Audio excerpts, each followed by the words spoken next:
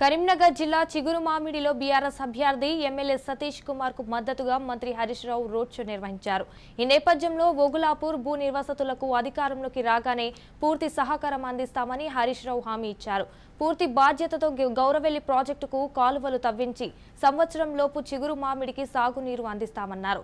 తెలంగాణ ఉద్యమంలో జై తెలంగాణ అంటే తుపాకీతో కాల్చి పడేస్తానన్న రేవంత్ రెడ్డి మాటలు నమ్మొద్దన్నారు.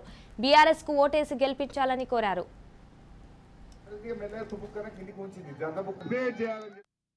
400కే గ్యాస్ సిలిండర్ 3 సోనా మసూర్ బియ్యం చాలా 3 బందోబస్తు పనులు చేస్తాం. ఇప్పటికేమి ఇచ్చిండు? ఆడవిల్ల పెళ్లి పెట్టే 1,00,000 ఇచ్చిండు. కాంగ్రెస్ 5,000 ఇచ్చిండ.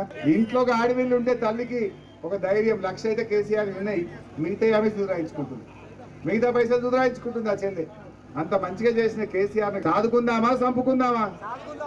ఇంకో మాట అంటే మా అక్క చెల్లెలను, అప్పుడే పుట్టిన బిడ్డ ఎవరి చేతుల్లో ఉంటే బాగుంటది?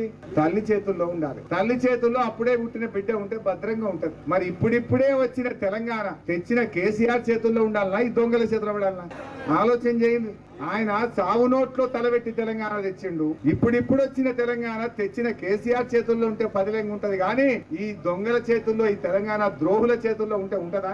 ఇదే రేవంత్ రెడ్డి మన కర్ణాటక వచ్చినప్పుడు ఏమన్నాడు? తుపాకి పట్టుకుని వెళ్ళిండు. అరే ఎవడన్నా జై తెలంగాణ అంటే కాల్ చేస్తా అని తుపాకులు పట్టుకుని హైదరాబాద్ కి కరీంనగర్కి యుద్ధంకు రాలే. మన మీదకి మనమేమో పానాలకు తెగించి పేగులు దగ్గదాకా కొట్లాడి తెలంగాణ తెచ్చిందేమో కరీంనగర్. మన మీద తుపాకి పెట్టుకుని బయలుదేరిన తుపాకి రాముడేమో ఈ రేవంత్ రెడ్డి. మరి గసంటి తెలంగాణ ద్రోహులకు మద్దతు ఇస్తే ఆగం కాదా ఈ తెలంగాణ?